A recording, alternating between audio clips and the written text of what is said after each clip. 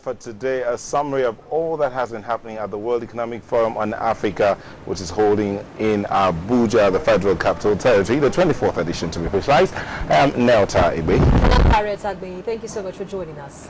Today started out with a beautiful session that had focused, I'm actually holding the program here, focused on new solutions, rethinking education, went on to industries for impact, went on to Africa Rising, the African consumer, special addresses where the premier of China spoke, and the president of Nigeria, Dr. Goodluck Ebele Jonathan, also spoke about, and the two of them talked about how the two continents can come together and move forward. Also looked at unlocking job, creating growth, social entrepreneur of the year award. Someone got an award. There's new solutions, diversifying development, finance.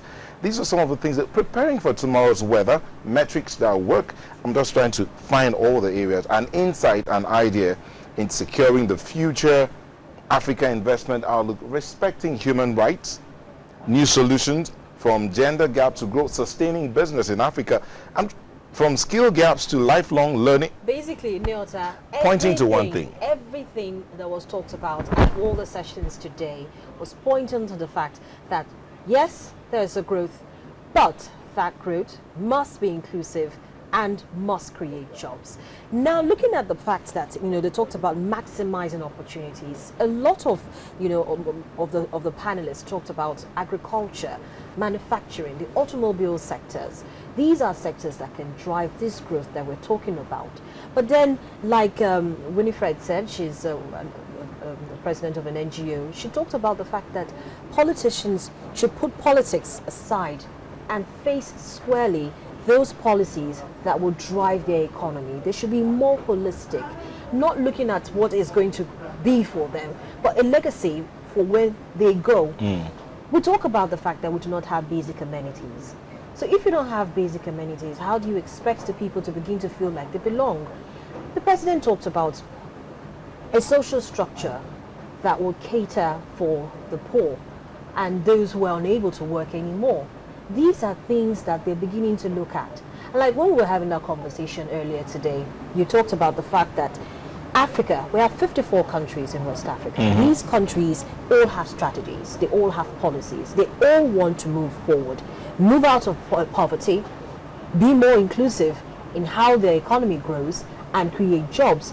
And you use the analogy of saying we have 5 fingers, and if you want to throw a punch at somebody, you can't use a finger each to throw that punch. You have to be form coming a together, fist. yeah. So which means that all African leaders have to come together. All those strategies, if you all sit down together and sync them, there's definitely going to be a win-win situation. There is. Looking at the resources, I mean, the Chinese premier, when he was talking, he talked about China intending to increase its investment on the African continent. I mean, they talked, calling out figures like $30 billion in investment, talking about giving out 18,000 government scholarships to African professionals. It's not just about increasing investment infrastructurally, increasing investment in human capital. These were some of the areas they looked at, all about moving the African continent forward. If there's a coming together, because Mr. President, Dr. Goodluck Ebele Jonathan, actually talked about the fact that the African leaders need to come together.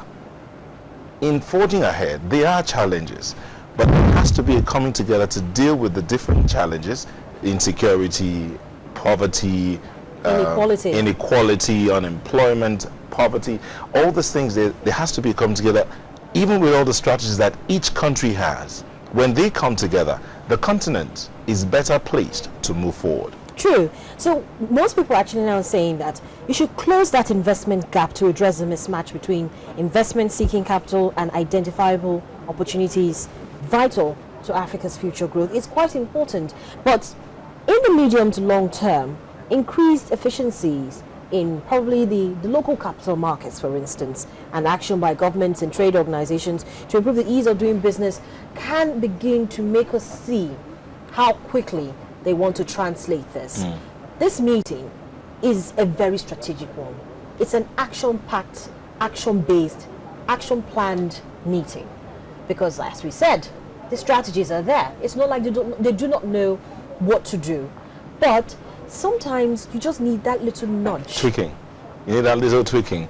Tweaking, nudging, whichever way it is, for you to get it right. I like what the coordinating minister of the Nigerian economy said when we had her on set. She said, there has to be a believing in yourself. Africans need to believe in themselves. As individuals, as a group, as nations, and as a continent, there has to be that belief that we have what it takes. We can move forward. If we look at, we have multiple opportunities. We take one opportunity, we maximize that opportunity, you find out that we can move to the next one. When we decide that, okay, together we can move this thing, there is that synergy that comes up, especially when you believe in yourself.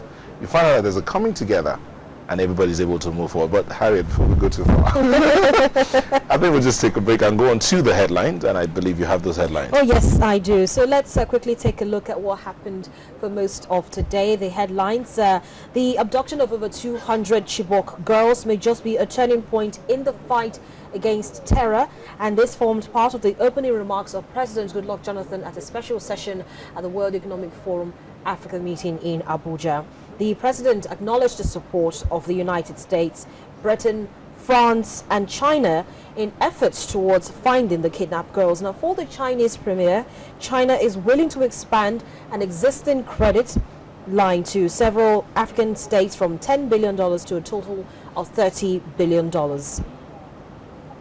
Now, staying with the World Economic Forum in Africa in Abuja, the Coordinating Minister of the Economy and Minister of Finance, Dr. Ngozi Okonjo-Iweala, has challenged African leaders to put in place policies that will address the glaring inequalities on the continent.